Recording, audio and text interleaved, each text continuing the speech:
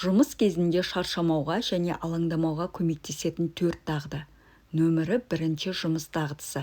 Жазу үстеліңізді дәл қазіргі проблемаңызға қатысы жоқ қағаздардан тазалаңыз.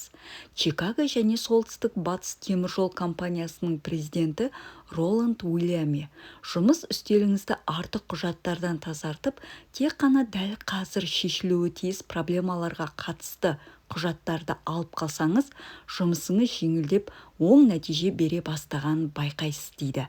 Мен мұны көңілді үй шаруасы деп атаймын. Бұл тиімді еңбек етудің алғы шарты. Егер сіз Вашингтондағы Конгресс кітапханасына бара қалсаңыз, қабырғадағы жазуға бірден көзіңіз түседі. Жазудың авторы ақын Поп. Қабырғада көктен түскен алғашқы заң тәртіп. Сол айтқандай тәртіп әлемнің де алғашқы заңы болуға тиіс. Бірақ біз осы тәртіпті сақтаймыз ба? Жоқ, орта деңгейлі кәсіпкердің жазу үстелі қажетсіз құжаттарға толып қалады. Біз олардың кейбірін апталап қарамауымыз мүмкін.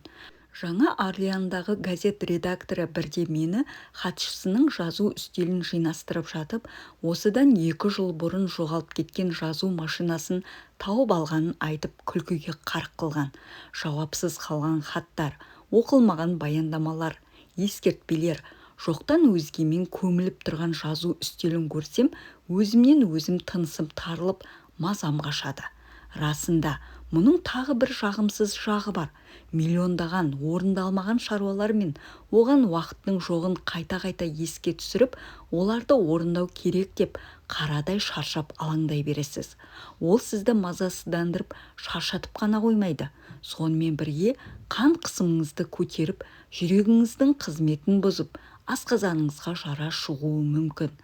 Пенсильвания университетінің медицина факультетінің профессоры доктор Джон Стоукс Америка медицина қауымдастығының ұлттық съезінде баяндама жасайды.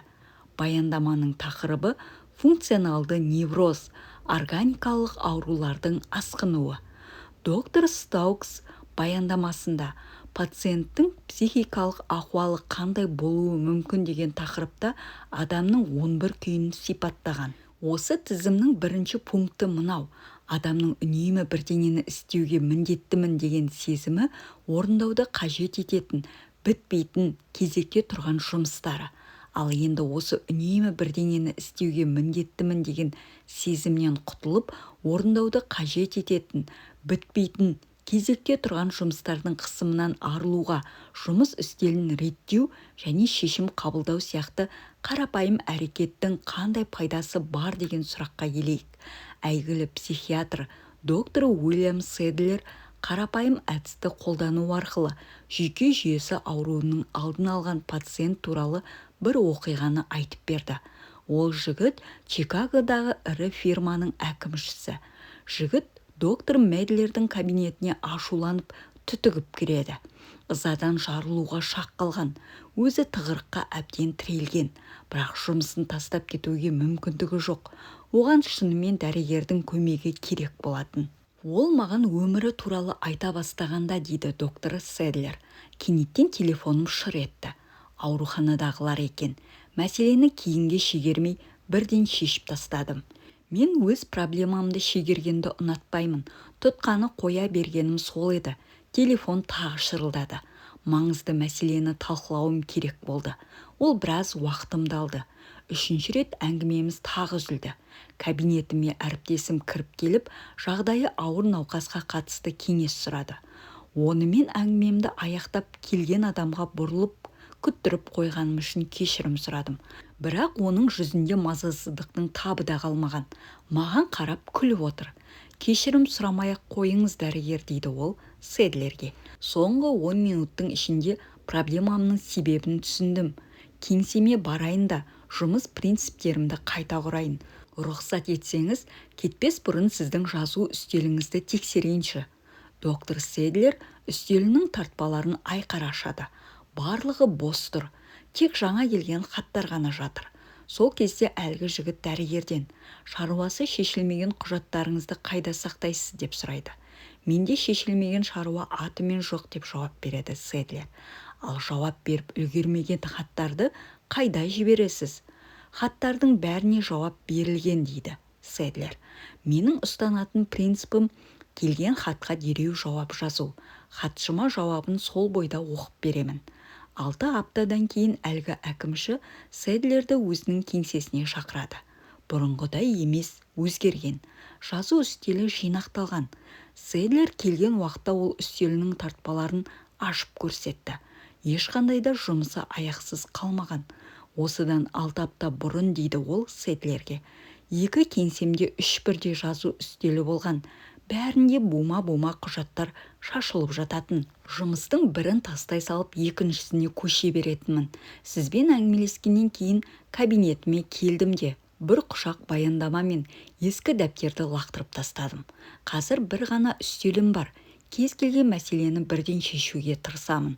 Соның арқасында таудай болып үйіліп жататын, оған қоса жүйкеме тиіп мазамды алатын құжаттар мен аяқталмаған жұмыстардан құтылдым. Бәрінен бұрын жаным жай тапты. Қазір менің денім сап-сау. Америка Құрама Штаттарының жоғарғы сотының бұрынғы бас соты Чарльз Эванс Хьюз. Адамдар жұмыстың көптігінен өлмейді. Өзіне берілген міндеттерді ешқашан орындай алмаймын деп қорқып, күш-қуатын текке сарпып, жөнсіз алаңдай бергеннен өледі деген екен. Нөмірі 2 жұмыс дағдысы. Жұмысты маңыздылығына қарай ретімен орындаңыз. Қалаларға қызмет көрсету жөніндегі жалпы ұлттық компанияның негізін қалаушы Генри Дохерти. Қанша жалақы төлесем де 2 қабілетке ие адамды таба алмадым деген екен. Ол 2 қабілет ақшадан да маңызды болып тұр. Біреуі дұрыс ойлау қабілеті. Екінші, жұмыстың маңыздылығына қарай ретімен орындау қабілеті.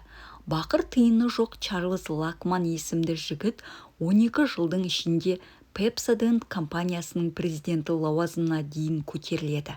Жылына $100 мың табыс тауып, еліміздегі ең бай адамдардың біріне айналады. Оның айтуынша, мұнша жетістікке Генри Дохерти табалмаған 2 қабілетінің арқасында қол жеткізген.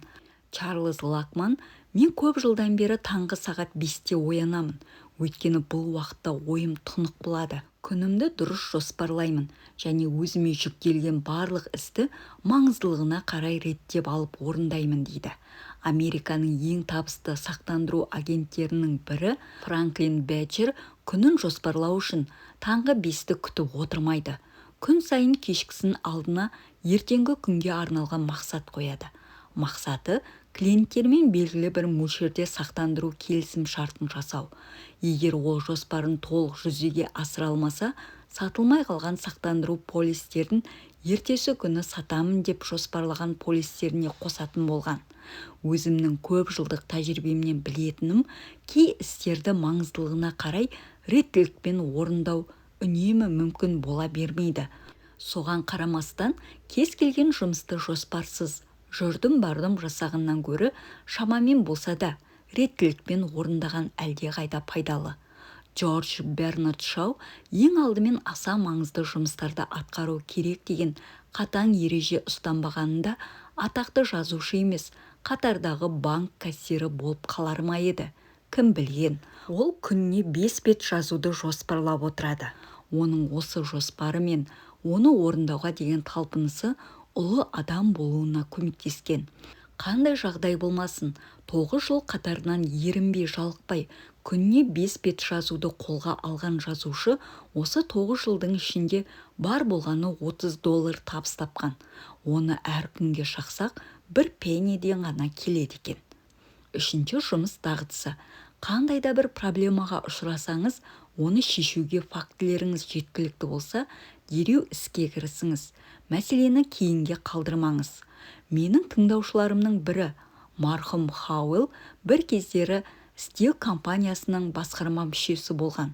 Ол уақытта компанияның жиналыстары ұзаққа созылады екен. Көптеген мәселе талқыланғанмен шешім табатындары аз. Соңында басқарма мүшелері үйлеріне әлі де тексеруді қажет ететін құшақ-құшақ құжаттарды арқылап кетеді. Ақыр аяғында мистер Хауэлл басқарма мүшелеріне әр адам бір ғана мәселеден бөліп алып, соның шешуін іздесін деген талап қояды. Ешкім сағызша созбайды, кейінге қалдырмайды.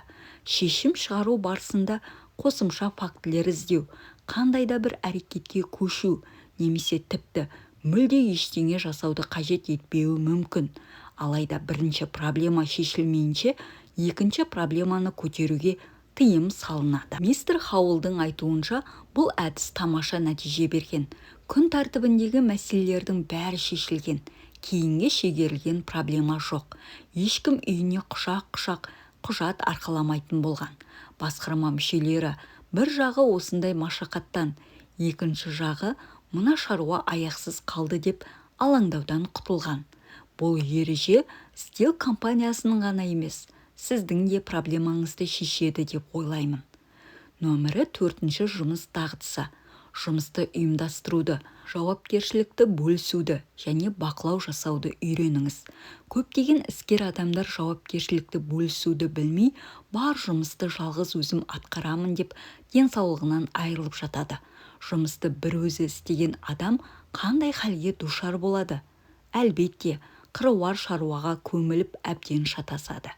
Үнемі асығып жүреді, мазасыздана береді, бойын үрей және алаң билейді. Білемін, жауапкершілікті басқаға арту өте қиын.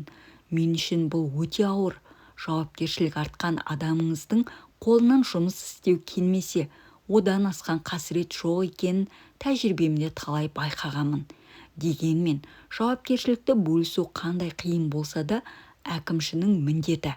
Алаңдамай, шаршамай, тыңғылықты жұмыс істеу үшін шаруаны бөліп алған дұрыс. Ірі кәсіпорын құрып, алайда жұмысты ұйымдастыруды, жауапкершілікті бөліп беруді, бақылау жүргізуді үйренбеген адам 50-60 жасқа таяғанда жүрек талмасына ұшырайды. Сізге нақты мысал керек пе? Жергілікті газеттегі некрологтарды оқып шығыңыз. Шаршаудың басты себептерінің бірі зерігу. Біздің көшеде тұратын Алиса деген бойжеткеннің өмірінен осыған байланысты бір мысал келтірейін. Бірде кешкісін Алиса жұмыстан қатты шаршап келеді. Екі аяғы талып, дел-сал күйге түседі. Ол шынымен қажыған болатын. Басы көтертпей жауырыны құрысып тұрған. Кешкі асты ішуге зауқы соқпай, бірден төсекке құлай кетуді ойлайды. Анасы қайта-қайта өтінген соң, амалсыз дастархан басына жайғасады. Бір кезде телефон шырылдайды. Досы екен. Алисаны биге шақырғысы келетінін айтады. Осы кезде бойжеткеннің көзі жайнап, көңілі көтеріліп шыға келеді. Жоғарғы қабаттағы бөлмесіне барады да, үлбіреген көгілдір көйлегін киіп алып, досымен кездесуге аттанады. Сол күні ол түнгі сағат 3-ке дейін алаңның шаңын шығара билейді. Үйіне таң бозарып атып келе жатқанда оралады. Бір қызығы мүлде шаршамаған еді. Би кешінен алған әсерімен бақытқа кенелген қыз ұйқыны да ұмытты. Ал енді Алисаның жұмыстан оралған кездегі халіне келейік. Осыдан 8 сағат бұрын бойжеткен шынымен шаршаған ба еді. Неліктен көңілін мұң торлап, ештеңеге зауқы соқпады. Өйткені ол күнде қайталана беретін жұмыстан, таусылмайтын күйбең тірліктен зеріккен болатын. Жер бетінде Алиса сияқты жан өте көп. Сіз де солардың бірі шығарсыз. Әдетте адам ауыр жұмыс істегеннен емес, әртүрлі эмоциялардың салдарынан дел-сал күйге түсіп, шаршауға бейім болады. Осыдан бірнеше жыл бұрын Джозеф Бармак «Психологиялық мұрағаттар» атты журналда өзі жүргізген тәжірибеге сүйене отырып мақала жариялады. Автордың айтуынша, үнемі зерігу адамды шын шаршатады екен. Доктор Бармак бір топ студентті жинап тест жүргізеді. Ол тесттің студенттерге мүлде қызық емес екенін алдын ала білген. Нәтижесі қандай деп ойлайсыз? Студенттер маужырап, ұйқылары келіп, басымыз ауырды, көзіміз талды деп шағымданған. Біраздан соң ашулана бастайды. Кейбіреулерінің асқазаны түйіліп ауырған. Олар ауруды ойдан шығарды деп ойлайсыздар ма? Жоқ, содан соң бірден студенттердің зат алмасу процесіне талдау жасалады. Зерттеу нәтижесінде адам зеріккен уақытта ағзадағы қан қысымы мен оттегін жұту қабілеті төмендейтіні анықталған.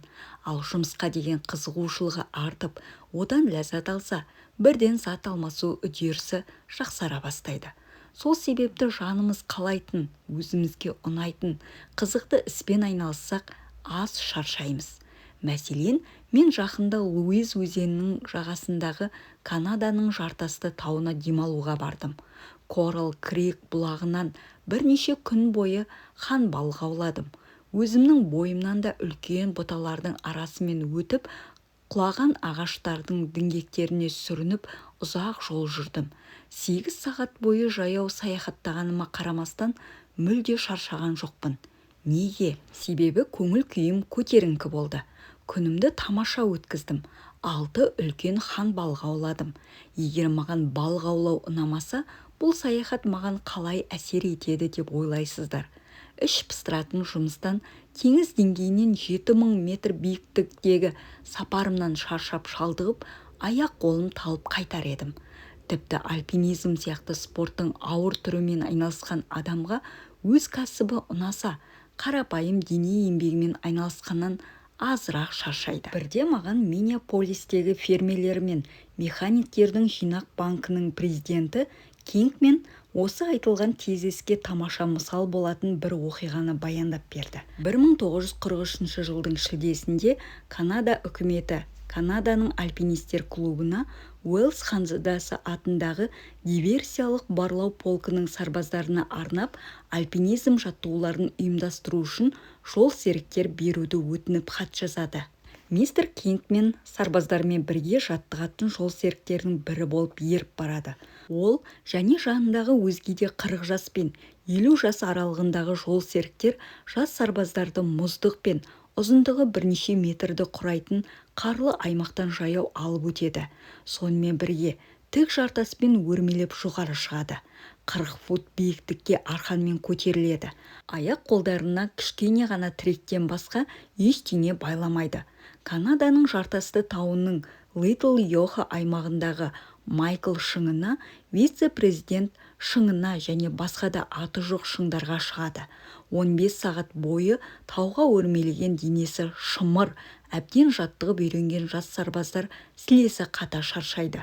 Олар бұған дейін 16 апта бойы дайындық курсынан өткен болатын. Енді қараңызшы, курста дайындықтан өтіп, бұлшық еттерін әбден жаттықтырған сарбаздар не себепті бұлай шаршауы мүмкін?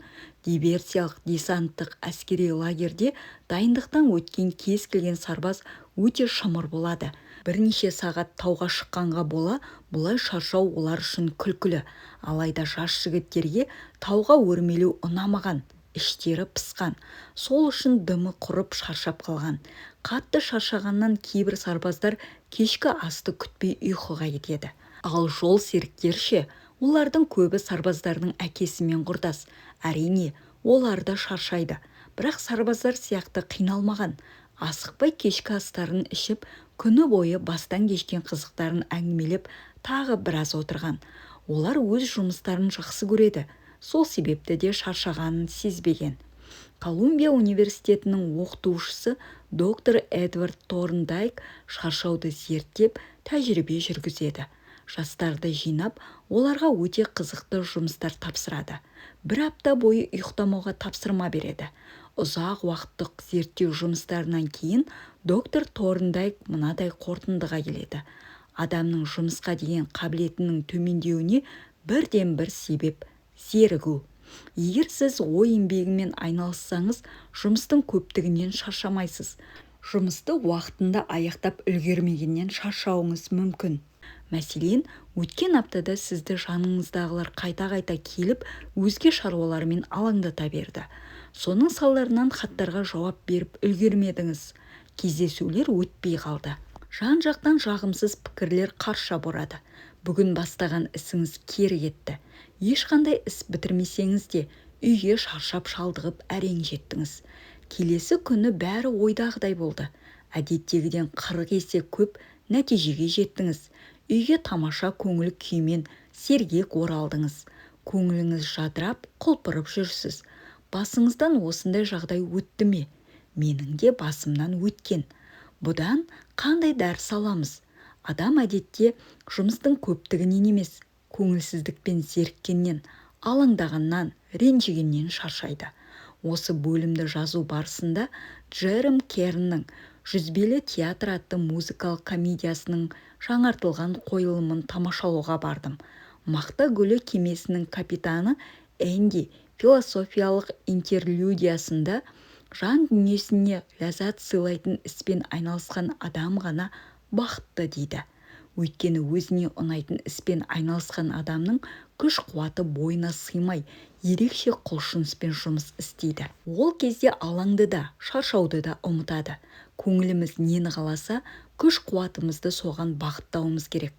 Долы әйеліңізбен 10 көше бір жүргеннен шаршап, сүйікті әйеліңізбен 10 миль бірге жүргеннен шаршамауыңыз мүмкін.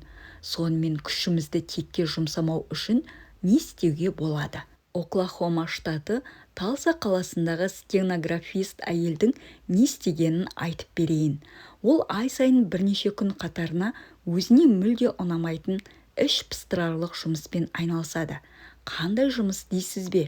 Мұнай кен орнын жалға беру туралы келісім шарт бланктерін толтырып, статистикалық мәліметтер мен цифрларды көрсетеді. Жұмыстың зеріктіргені сонша, әйел денсаулығын сақтау үшін қызықты ойын ойлап табады. Қандай ойын дейтін шығарсыз? Күн сайын өзімен өзі жарысқа түседі. Таңертең ұйқыдан тұра сала, кешегі толтырған бланктерін санайды. Содан соң күні бойы сол мөлшерден көбірек бланк толтыруға тырысады. Кешкісін күні бойы толтырған бланктерін санап, ертең жұмысқа келгенде одан да көп бланк толтыру үшін өзімен өзі жарысады.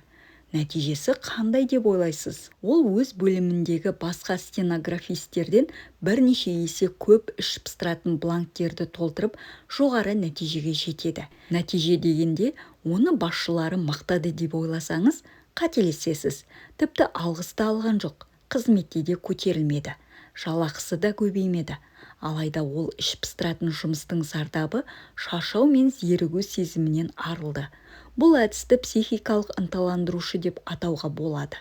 Іш пыстыратын ісін қызықты ермекке айналдырып, бойындағы күш-қуатын сақтап, жұмысқа деген ынтасы артты. Демалған уақытта жеткен жетістігіне қарап, бойын қуаныш сезімі билейтін болды. Мен бұл оқиғаның рас екеніне куәмін, себебі осы қызға үйленген едім. Енді сіздерге тағы бір стенографист қыз туралы баяндайын. Ол өз міндетін құдды бір қызықты жұмыстай орындау арқылы көптеген мәселесін шешкен. Бойжеткен бұған дейін қағаз толтыру кезінде қатты қиналады екен. Ал қазір бәрі басқаша. Ол қыздың есімі Мисс Вэлли Голден.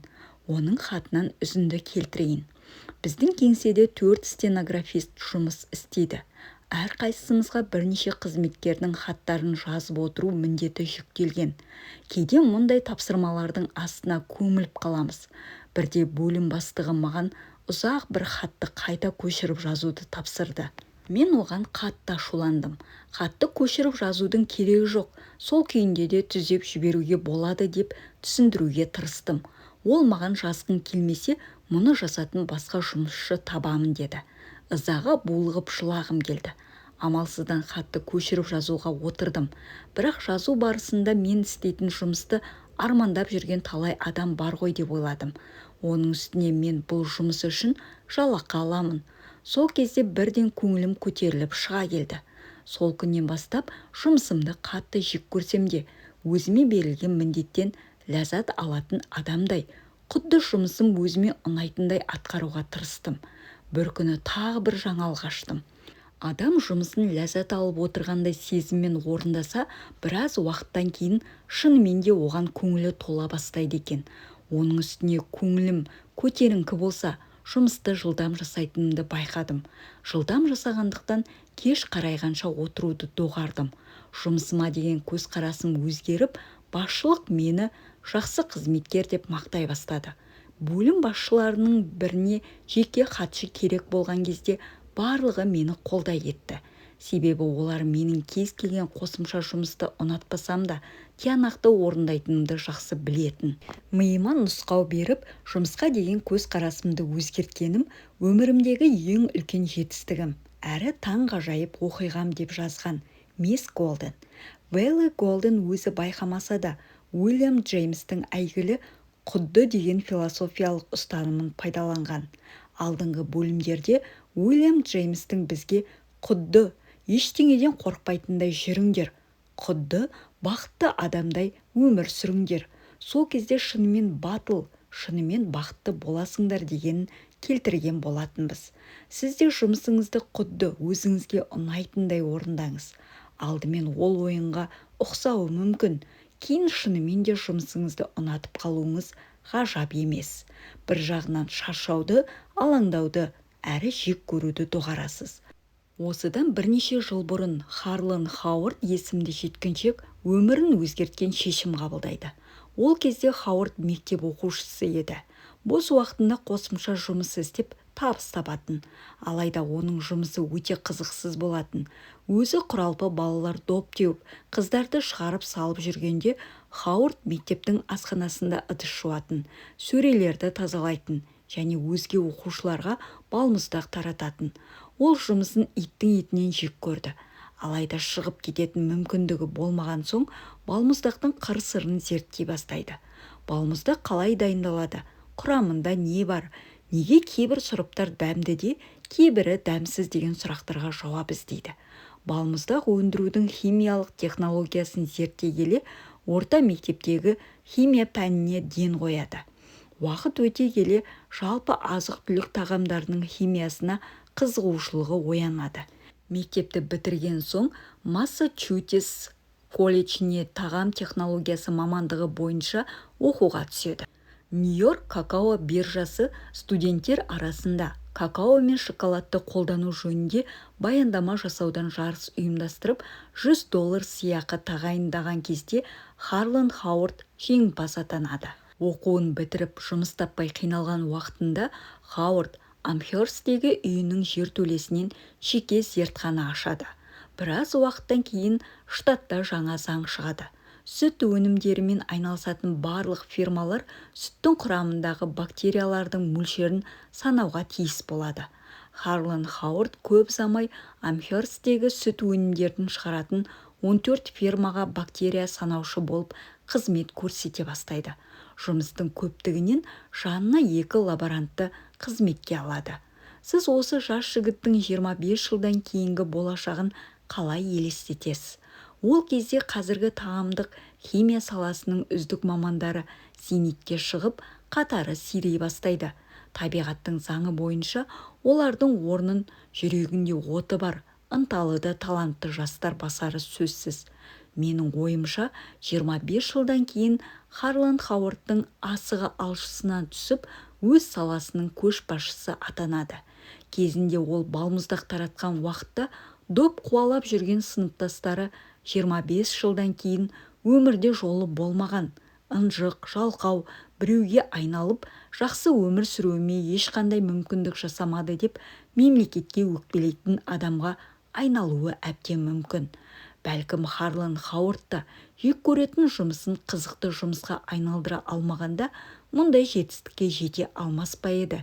Кім білсін. Енді көп жыл бұрын орын алған бір оқиғаға кезек берейін. Тағы да жұмысынан жалыққан бір жігіттің хикаясы.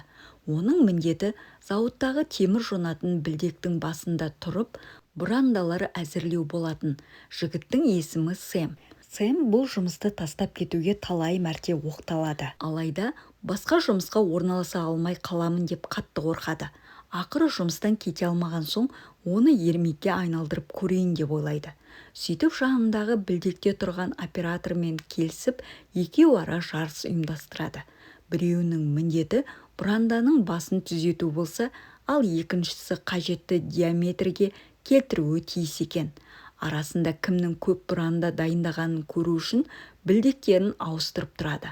Басшылары Сэмнің ұқыптылығы мен жылдамдығын бағалап, көп замай біліктілігі жоғары қызметке ауыстырады. Дегенмен бұл Сэмнің ең алғашқы қызметтік өрлеуі болатын. 30 жыл өткеннен кейін Сэм деген жігіт Болдуин Locomotive Works фирмасының президенті Самуэл Воклейн деген кәсіпкерге айналды. Бір кездері қызықсыз жұмысына әр беруге тырыспаса, Сэм сол күйі білдектің операторы болып қала берер еді. Калтенборн Америкадағы радио тыңдармандарға кеңінен таныс саяси комментатор. Бір күні ол маған қызықсыз жұмысын қалай ұнатып кеткенін айтып берді. 22 жасында Атлант мұхиты арқылы жүзіп, Еуропаға баратын кемеде жұмыс істейді. Кеме ірі қара мал тасиды екен. Ол кемедегі жүрісін ақтау үшін малға жем-шөп беріп, суарумен айналысады. Еуропаға жеткен соң Англиядан велосипедпен шыққан ол бақыр тиынсыз аш-жалаңаш Парижге жетеді. Қолындағы фотоаппаратын $5 ломбардқа өткізеді. Париждегі Нью-Йорк Геральд газетіне жұмыс іздеймін деп хабарландыру береді. Оны стереооптикандар сатуға жұмысқа шақырады. 40 жастан асқан адамдар оның не екенін жақсы біледі.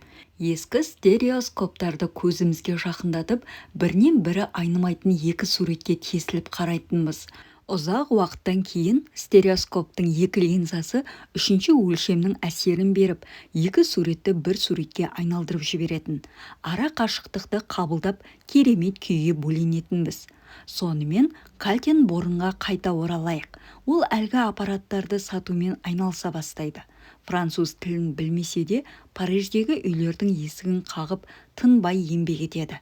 Сөйтіп жүріп, бірінші жылының комиссиялық ақысы ретінде $5,000 табыс табады. Әрі бір жылдың ішінде Франциядағы табысы жоғары сауда агенті атанады.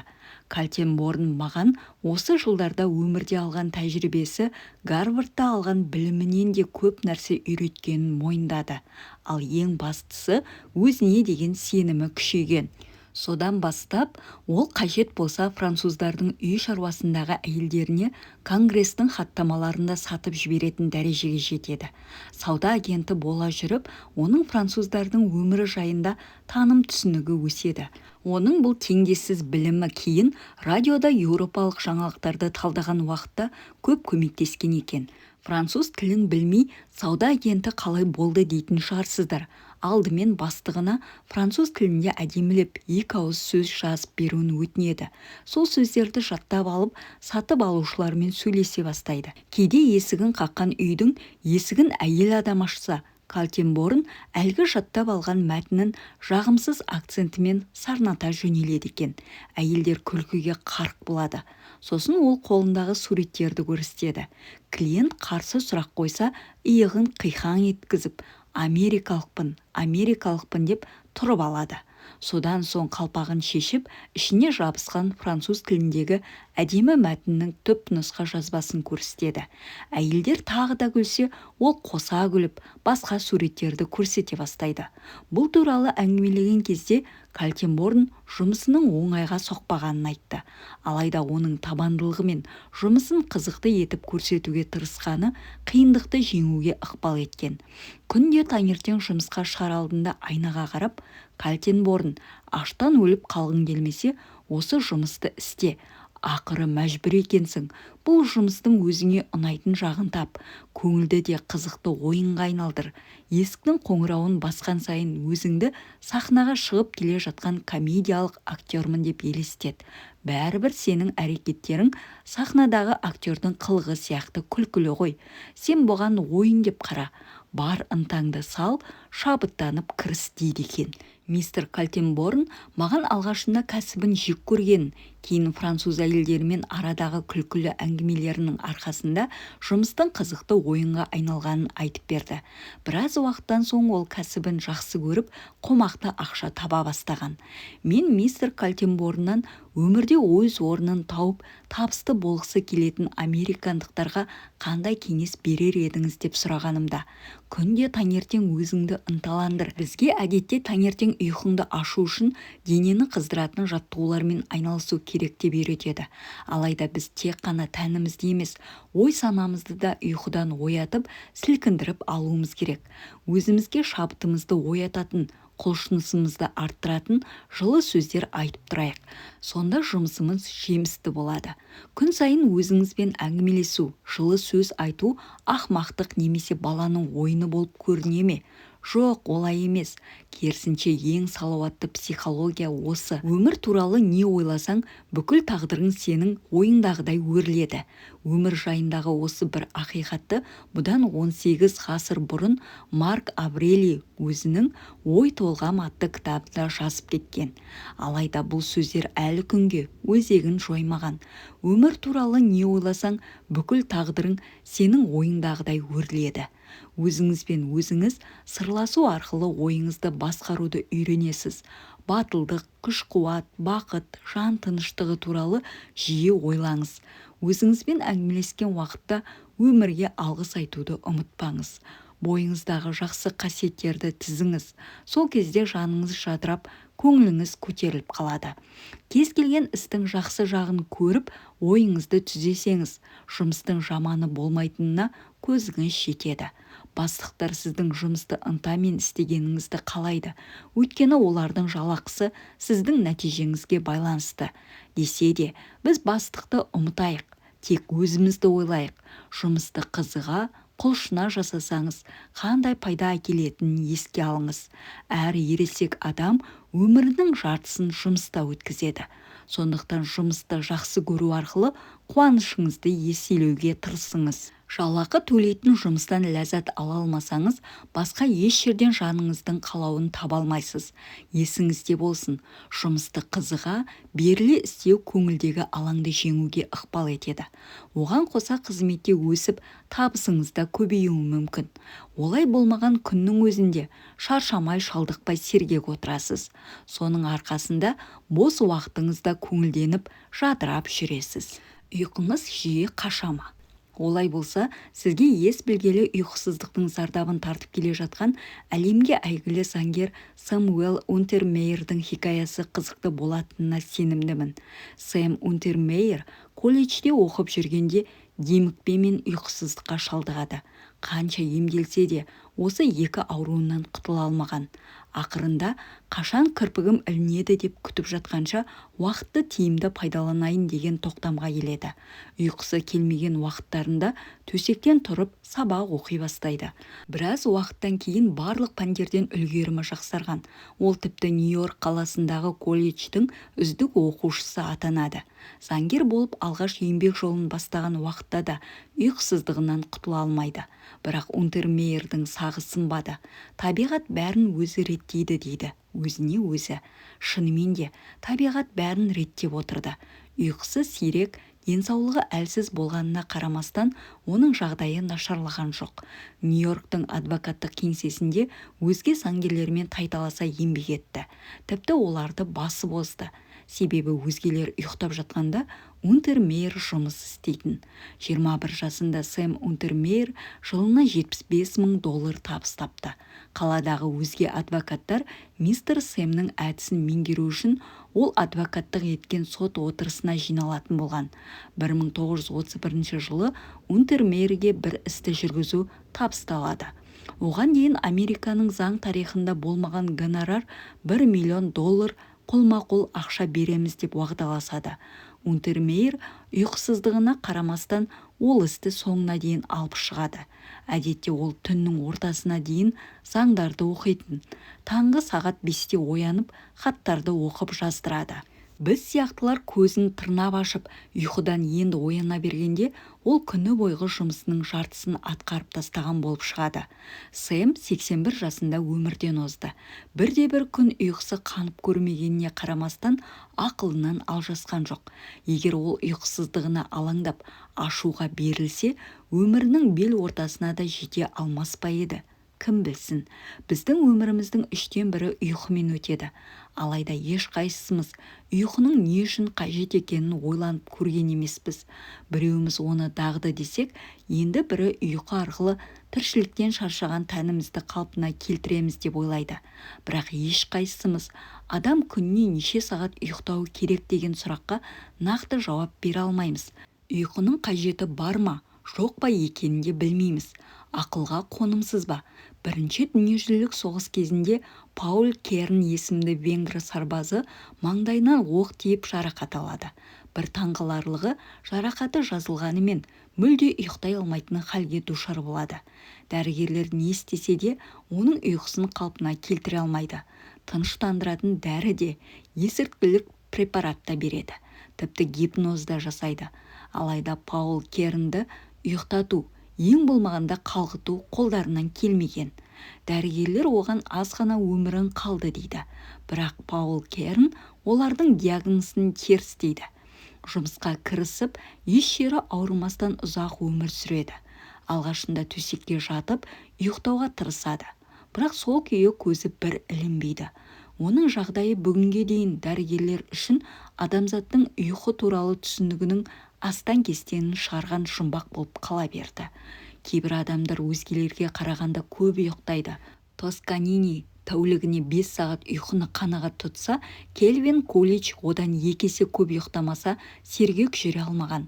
Кулич 24 сағаттың 11 сағатын ұйқымен өткізген. Бір сөзбен айтқанда, Тосканини өмірінің 5-тен 1 бөлігін ұйқымен өткізсе, Кулич тең жартысын ұйқыға арнаған.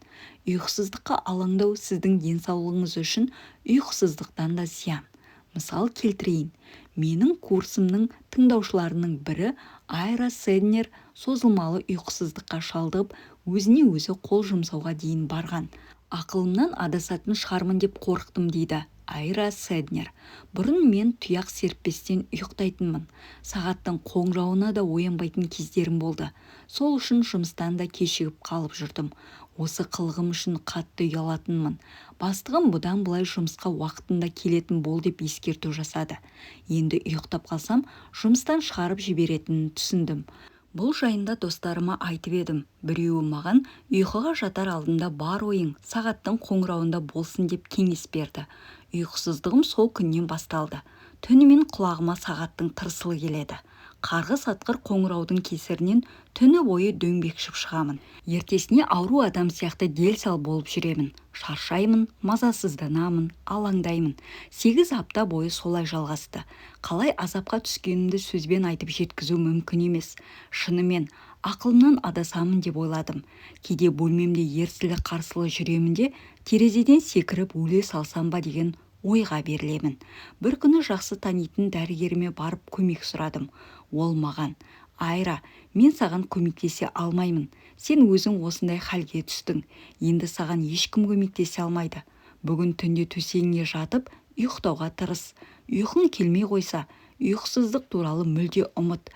Өз-өзіңе: ұйықтамасам ұйықтамай-ақ қояйын, бірақ ол үшін алаңдамаймын. Мейлі, таңға дейін көз ілмеуге дайынмын деп айт. Сосын көзіңді жұмда, ештеңеге алаңдамаймын, тыныш жатамын. Ұйықтамасам да демалып жатырмын. Сол үшін неге жүйкемді тауысуым керек деп қайталай бер деп кеңес берді. Мен оның ақылын тыңдадым. 2 апта өткеннен кейін ұйықтай бастадым. Бір ай өтпей жатып ұйқым қалпына келіп, 8 сағат ұйықтайтын болдым. Жүйкемде тынышталды. Айра Седнер ұйқысыздықтан емес, ұйықтай алмадым деп алаңдай бергеннен өз-өзіне қол жұмсауға дейін барған. Чикаго университетінің профессоры доктор Натаниэл Клейтмандай ұйқы проблемасын зерттеген ғалым кем-де-кем саналы ғұмырында ұйқысыздық мәселесімен айналысуға арнаған үздік маман бүгінге дейін бірде-бір адам ұйқысыздықтан өлген жоқ деген тұжырым жасады. Адам ұйқысыздыққа шалдыққан уақытта жүйкесі сыр беріп, алаңдай беретін халге тап болады. Одан ағзасының микробтарға қарсы тұру қабілеті әлсіреп, қорғансыз қалады. Алайда адам ағзасына зиян тигізетін ұйқысыздықтың өзі емес, көңіліндегі алаң. Доктор Клейтманның айтуынша, ұйықтай алмай жүрмін деп зар жылайтын адамдар өздері ойлағаннан да көп ұйықтайды екен. Түні бойы кірпік ілмей шықтым деп ант су ішетіндер шын мәнінде бірнеше сағат ұйықтап, ұйқысы қанып қалған болуы әбден мүмкін екен. Оған бір мысал келтірейін. 19 ғасырдың әйгілі ойшылы Герберт Спенсер қартайғанша үйленбей, өмірінің соңына дейін пансиондарда тұрады. Жанына адам келсе болды, ұйқысыздығын айтып мазасын қашыратынды шығарады. Тіпті жүйкесіне тиген шуды естімеу үшін құлағына мақта тығып алатын да болған. Кейде түк сезбестен ұйықтап кетейінші деп апиын да шегіп көреді. Бір күні Оксфордтың Сейс есімді профессорымен қонақ үйдің бір бөлмесіне қонып шығады. Таңертең Спенсер серігіне түні бойы көз ілмедім деп әңгімесін бастайды. Шындығында ол күні бойы көз ілмей шыққан Сейс болатын. Ұйықтай алмаған себебі Спенсер түні бойы қорылдап, мазасын қашырып ұйқы бермей қойған екен. Алаңсыз ұйқыға қажетті ең басты нәрсе қауіпсіздік. Сондай-ақ физикалық әрекеттермен денені жазу керек. Жүйкедегі қысымнан құтылу атты кітаптың авторы доктор Дэвид Гарольд Финк ұйқысыздықтан құтылу үшін адам өз ағзасымен сөйлесуі қажет деп есептейді. Доктор Финктің көзқарасына сүйенсек, кез келген гипноздың кілті сөз. Егер ұйықтай алмай мазаңыз қашса, өзіңізді өзіңіз ұйқысыздыққа шалдықтым дегенге сендіріп тастаған болуыңыз әбден мүмкін. Енді бұл сенімнен құтылу керек. Ол үшін кері гипноз жасайсыз. Бұлшық еттеріңіздің бәріне тыныштал, тыныштал, денеңді жаз да демал деп айтсаңыз болады. Бұлшық еттеріміз құрысып тұрған уақытта миымыз тынықпайтынын алдыңғы бөлімдерде айттық. Ұйықтай кету үшін ең алдымен бұлшық еттеріңізді босаңсытыңыз. Доктор Финк тізенің астына жастық қоюға кеңес береді. Бұл өте пайдалы тәжірибе. Аяқтарыңыздың шаршағанын басады. Қол бұлшық еттерін босаңсытқыңыз келсе, екі қолыңыздың астына да жастық қойыңыз.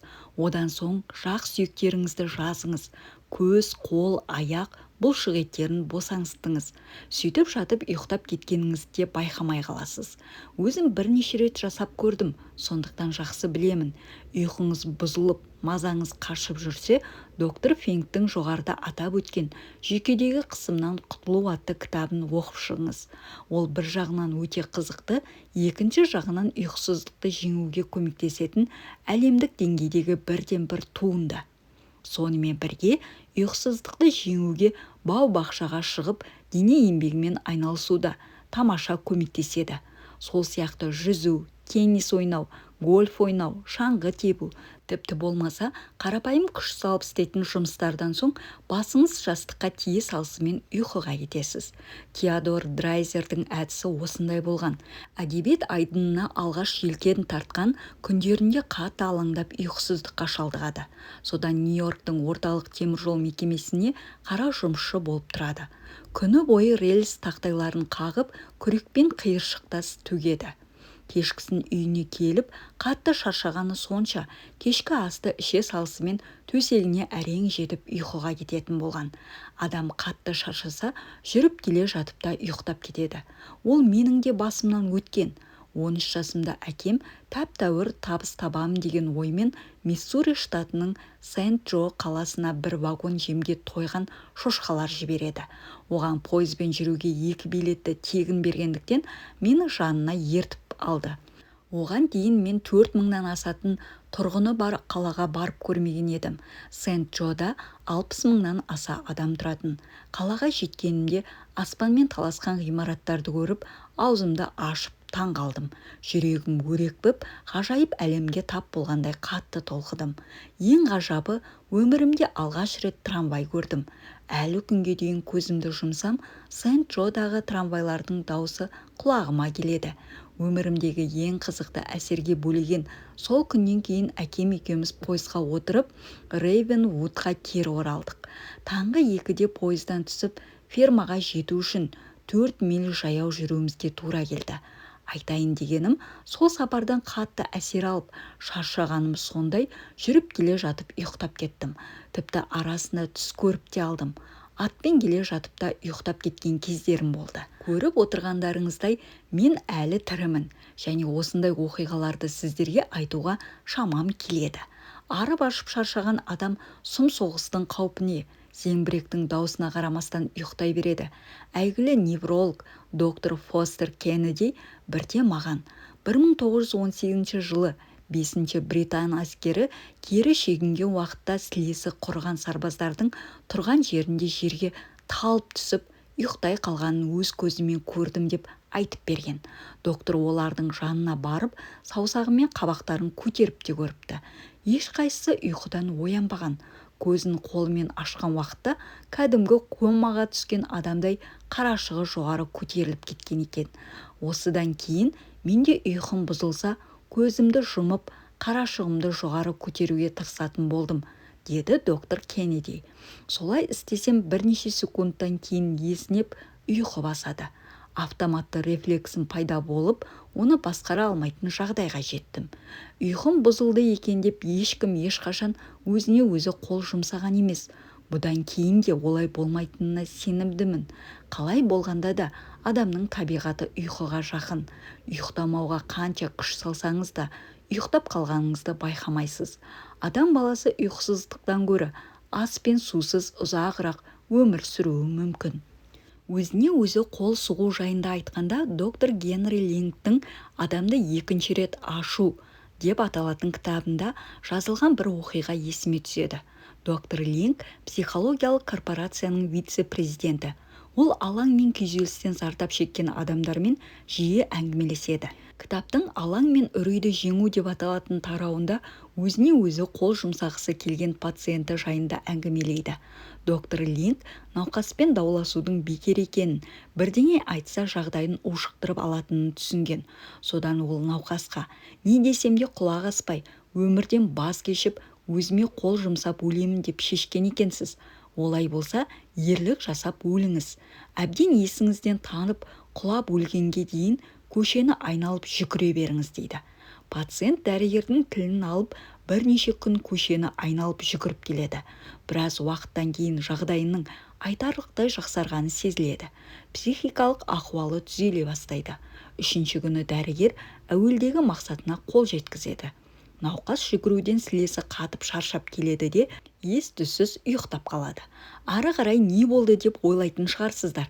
Доктор Лингтің пациенті атлетикалық клубтың мүшесі атанып, спорттық жарыстарға қатысуға бел буады. Денсаулығы түзеліп, өмірді жақсы көріп кетеді. Сөз соңында ұйқысыздыққа шалдықтым деп алаңдайтын жандарға мынадай 4 ережені ұсынамын. Бірінші, ұйқыңыз қаша бастаса, Самуэль Унтермейердің әдісін пайдаланыңыз. Орныңыздан тұрып, көзіңізге ұйқы үйірілгенге дейін кітап оқыңыз, немесе жұмыс істеңіз. Екінші, ешкім ешқашан ұйқысыздықтан өлген жоқ. Осыны естен шығармаңыз. Ұйқысыздыққа алаңдау, ұйқысыздықтың өзінен әлде қайда зиян. Үшінші, бұлшық еттеріңізді босаңсытуды және жүйкедегі қысымнан құтылу атты кітапты оқуды ұмытпаңыз. Төртінші, жаттығулар жасаңыз. Дене еңбегімен айналысыңыз. Әбден аяқ қолыңыз талып, ұйықтамасаңыз тұра алмайтындай жағдайға жеткенше тоқтамаңыз. Түйін. Бірінші ереже. Шаршағаныңызды күтпей демалып тұрыңыз. Екінші ереже. Жұмыс уақытында тынығуды үйреніңіз. Үшінші ереже. Үй шаруасындағы әйел болсаңыз, үйде денеңіздің құрыс-тұрысын жазып, саулығыңыз бен сырт келбетіңізді күтіңіз. Төртінші ереже. Пайдалы 4 жұмыс дағдысын қолданыңыз. А. Жазу үстеліңізді дәл қазіргі проблемаңызға қатысы жоқ қағаздардан тазалаңыз. Ә. Жұмысты маңыздылығына қарай рет-ретімен орындаңыз. Б. Қандай да бір проблемаға ұшырасаңыз, оны шешуге фактілеріңіз жеткілікті болса, дереу іске кірісіңіз. Мәселені кейінге қалдырмаңыз. В. Жұмыс процесін ұйымдастыруды, жауапкершіліктерді бөлісуді және бақылау жасауды үйреніңіз. Бесінші ереже. Шаршамай, алаңдамай жұмыс істегіңіз келсе, бар ынта жігеріңізбен еңбек етіңіз. Алтыншы ереже. Ешкім ешқашан ұйқысыздықтан өлген жоқ. Осыны естен шығармаңыз. Ұйқысыздыққа алаңдау, ұйқысыздықтың өзінен әлде қайда зиян.